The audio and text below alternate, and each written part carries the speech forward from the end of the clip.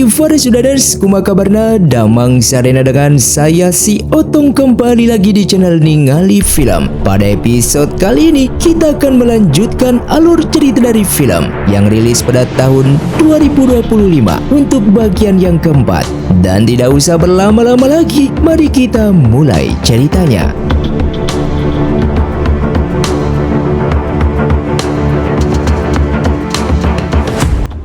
Film pun dilanjutkan dengan diperlihatkannya mereka yang hampir sampai di aliansi Fengyu yang berada di Gunung 5 Puncak. Namun tiba-tiba mereka dihadang pasukan yang dipimpin oleh Dongxi yang merupakan tetua aliansi Fengyu yang sedang berjaga di sana. Beruntungnya Tabib Ling langsung mengingatkan Dongxi kalau ia merupakan sahabatnya, sehingga Dongxi pun begitu terkejut karena mereka sudah lama tak bertemu. Di Gunung 5 Puncak, terlihat Sui Ying yang berada di sana langsung menemui Ning Fei yang kini sudah selamat dari kematiannya dan sedang menjalani kehidupan barunya. Namun semua itu tetap tidak membuatnya senang karena Ning Fei telah kehilangan sahabat dekatnya. Tak jauh dari sana juga terdapat seorang pria bernama Hao yang merupakan tetua aliansi Fengyu sekaligus seorang tabib yang telah menyelamatkan nyawa Ning Fei. Tak lama kemudian, datang seorang pria yang melaporkan kepada tetua Hao bahwa Tabib Ling telah membawa seorang pasien yang keadaan sangat parah dan kini pasien tersebut sudah berada di tempat perawatan. Dan mendengar hal itu, tetua Hao pun langsung menemuinya. Ning Fei yang melihat Yi Xiao ada di sana begitu senang, namun dia menjadi kesal ketika melihat bahwa pasien tersebut adalah Feng Shui. Mendengar jika pasien itu merupakan keluarga Feng, tetua Dongxi yang berada di luar langsung masuk ke dalam dan ingin membunuhnya. Namun Tabib Ling segera menghentikannya. Ternyata alasan tetua Dongxi marah kepada keluarga Feng karena dulu kaisar yang merupakan ayahnya Feng Shui telah membantai aliansi Fengyu, sehingga tetua Dongxi ingin membalas dendam dan ingin membunuh Feng Shui. Perdebatan itu pun menjadi panas sehingga perselisihan dua kubu pun terjadi, yang dimana Tabib Ling dan tetua Hao ingin menyelamatkan Feng Shui, namun tidak dengan tetua Dongxi dan tetua Lie yang tidak rela untuk menyelamatkannya. Yi Xiao yang mengetahui jika Tabib Ling tidak bisa mengatasi ini semua sendirian, ia lalu masuk ke dalam dan menjelaskan semuanya tentang keadaan istana saat ini. Walaupun Feng Shui anak dari sang kaisar, namun Feng Shui bukan seperti ayahnya yang selalu kejam terhadap orang-orang. Tabib Ling dan tetua Hao yang akan tetap menyelamatkan Feng Shui, mereka pun lalu pergi dari sana. Hingga pada akhirnya Feng Shui pun berhasil diselamatkan, walaupun memerlukan beberapa hari untuk sadar kembali. Singkatnya, setelah 3 hari kemudian, Feng Shui akhirnya sadar, yang membuat Yi Xiao begitu senang. Namun setelah mengetahui Feng Shui tidak bisa melihat, Yi Xiao pun begitu bersedih.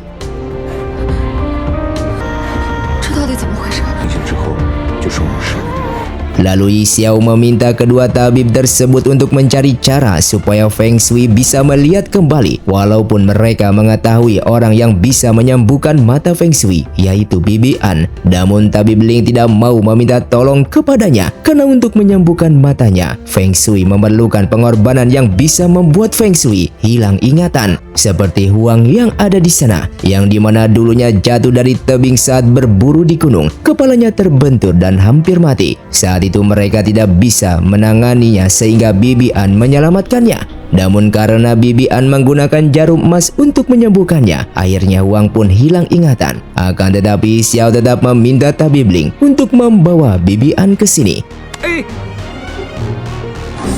Setelah Bibi An mengobati Feng Shui, di sana ia lalu menjelaskan, walaupun beberapa hari kemudian Feng Shui bisa melihat kembali, namun dengan menggunakan jarum emas akupunturnya, maka ingatan Feng Shui juga perlahan akan ikut menghilang, seperti pasien-pasien yang pernah ia obati. Mendengar hal tersebut, Yi Xiao lalu masuk ke dalam dan memberitahukan hal ini kepada Feng Shui, supaya nanti ketika Feng Shui bisa melihat kembali, Yi Xiao berharap jika Feng Shui tidak melupakan dirinya. Dan benar saja, ketika di keesokan harinya, Feng Shui yang bisa melihat kembali telah melupakan Yi Xiao sepenuhnya dan hanya mengingat jika Yi Xiao merupakan jenderal wanita dari negara Jin Xiu yang telah membuatnya terluka parah akibat terkena anak panahnya.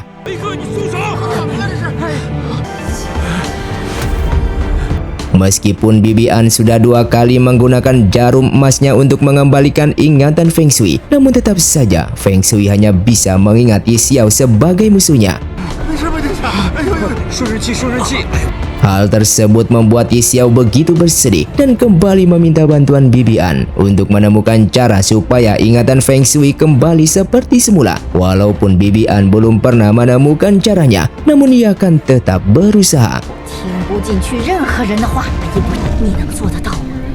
Lalu sesaat Bibi An melihat 300 goresan yang setiap harinya Huang tulis di pohon tersebut. Dan setelah dicermati, ternyata selama ini Huang telah menghitung kepergian mendiang istrinya yang sudah meninggal dunia selama 10 bulan. Yang artinya selama ini Huang masih mengingat ingatan masa lalunya bersama istrinya. Mengetahui hal tersebut, Yi Xiao begitu senang. Maka dari itu, ia akan menemui Feng Shui untuk mengembalikan ingatannya secara perlahan. Ia lalu masuk ke dalam dan meminta mereka semua untuk pergi keluar. Feng Shui yang menganggap jika Yi Xiao ingin bertarung dengannya, dengan segera ia pun melancarkan serangan. Namun Yi Xiao hanya bisa berdiam dan mengungkapkan jika ia sangat mencintainya.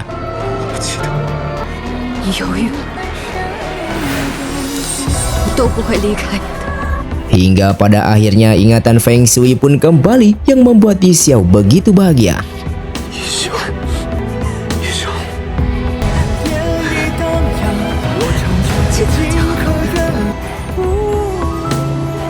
Singkatnya esok hari pun tiba, mereka yang akan pergi dari sana. Lalu Ning Fei memberi mereka makanan untuk persediaan perjalanan. Sementara Ning Fei sendiri tidak ikut karena ia akan mengantar pulang Suaing ke Wisma Zhengnian. Sebelum mereka kembali ke kota Yujing, Feng Shui ingin menemui Suang Cheng yang merupakan prajurit pengintai batalion Feng, dan kedatangan ia ke sana ingin menanyakan situasi di ibu kota. Namun meskipun begitu, mereka harus berhati-hati karena ia takut Song Cheng berada di pihak Murongzong. Setelah pintu itu terbuka, Feng Shui begitu bahagia karena sebagian teman-temannya ada di sana. Akan tetapi di balik kebahagiaan tersebut, ia harus mendapatkan kabar duka yang membuat hatinya terluka karena teman-temannya terutama Yun Fang sudah meninggal dunia akibat melawan pasukan Murongzong ketika mereka membawa Feng Shui menuju markas aliansi Feng Yu. Maka dari itu Feng Shui tidak akan memaafkan keluarga Murong dan ia meminta Luke untuk mengirim surat kepada adik tirinya yaitu Cheng Yang yang kini sudah menjadi kaisar negara Susa. Kabar mengenai Feng Shui yang masih hidup membuat Cheng Yang begitu senang sehingga ia meminta Kasim di sana untuk membawa ia pergi ke tempat Feng Shui. Di keesokan malamnya, lonceng pun berbunyi yang menandakan jika ada orang yang ingin masuk ke dalam, dan ternyata orang tersebut adalah Cheng Yang. Walaupun mereka berbeda ibu, tidak pernah berselisih satu sama lainnya. Dan di sana Cheng yang begitu bahagia bisa bertemu dengan kakaknya lagi karena ia mendengar kabar jika Feng Shui telah terbunuh di medan perang dan jasadnya tidak ditemukan.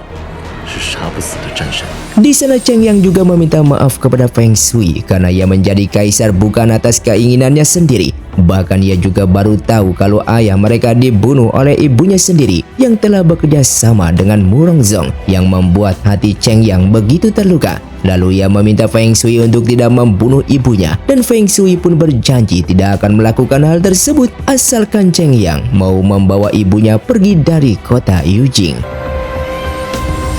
Setelah Cheng Yang pergi dari sana, kabar mengenai Feng Shui ada di tempat tersebut telah diketahui oleh pasukan milik keluarga Murong yang dipimpin oleh Jie, sehingga pertarungan pun terjadi.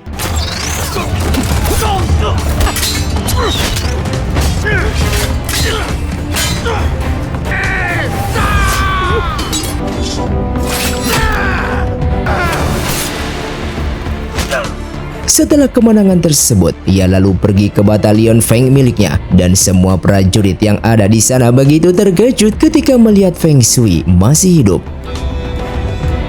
Lalu mereka pun memberikan hormat kepadanya karena walaupun Feng Shui telah menjadi buronan yang dituduh sebagai pembunuh sang kaisar, namun prajuritnya percaya jika Feng Shui tidak akan melakukan hal tersebut, sehingga mereka pun kembali mengabdi kepadanya.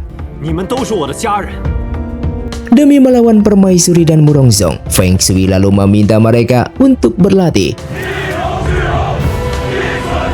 Tak lama kemudian, Murongzong bersama pasukannya juga telah sampai di sana dan ia begitu terkejut ketika mengetahui Feng Shui masih hidup sehingga ia pun harus mati di tangannya.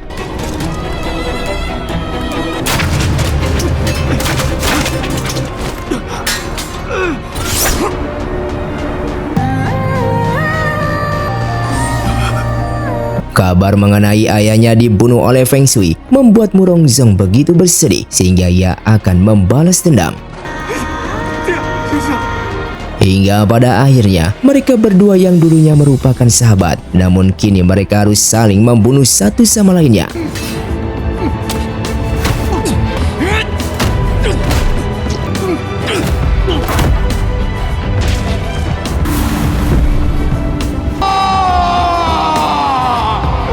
Sementara itu Cheng Yang yang sudah mengetahui jika ibunya lah yang telah membunuh ayahnya sehingga ia pun mengurung ibunya tersebut. Dengan waktu yang sama, Feng Xiang juga telah kembali ke negara Susa dan menemui kakaknya. Namun dalam pertemuan tersebut, Feng Xiang begitu bersedih ketika mendengar jika ayah mereka telah meninggal dunia. Feng Shui yang tidak ingin adiknya dihukum karena telah pergi menemuinya tanpa izin Raja Zenan yang merupakan suaminya, sehingga Feng Shui pun memintanya untuk kembali pulang. Dan benar saja, ketika Feng Xiang kembali pulang, Feng Xiang justru dilukai oleh suaminya sendiri. Feng Shui yang mengetahui kabar tersebut, dengan segera ia pun menyelamatkan adiknya. Feng Shui yang tidak akan melepaskan Raja Zenan karena telah menyerang adiknya, sehingga pertarungan pun terjadi.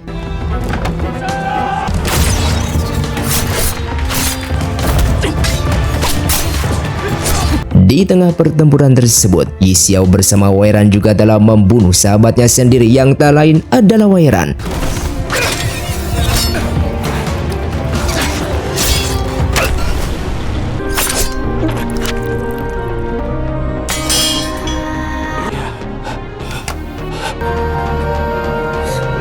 Sementara di dalam sana, Feng Xiu juga telah berhasil membunuh Raja Zenan dan ia melakukan ini semua demi adiknya yang telah dikhianati cintanya.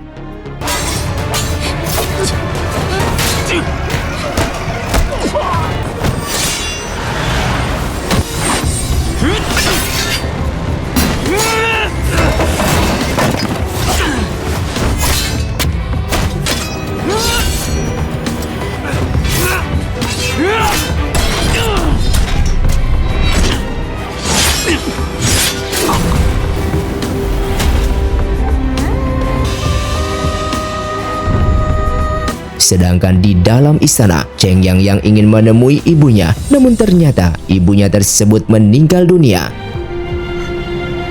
Atas keberhasilan Feng Shui dan Yi Xiao yang telah bersama-sama mengakhiri peperangan antara dua negara, kini dua negara tersebut akhirnya berdamai.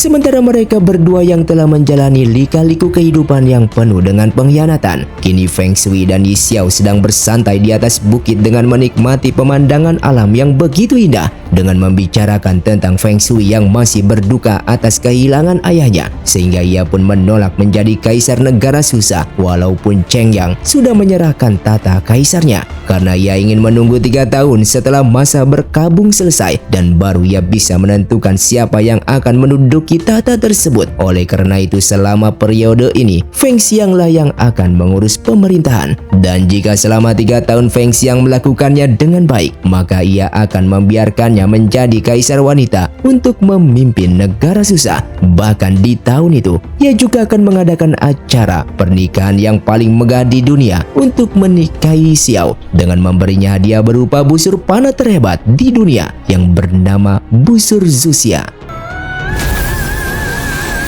Dan film pun tamat. Terima kasih untuk kalian yang sudah mengikuti dan menonton film ini dari awal hingga akhir. Kalian sangatlah luar biasa. Buat kalian yang mau request film selanjutnya, silahkan komentar di bawah ini. Sampai jumpa di video selanjutnya. Saya pamit urang dari Ningali Film. Saya undur diri dan salam Sundaners.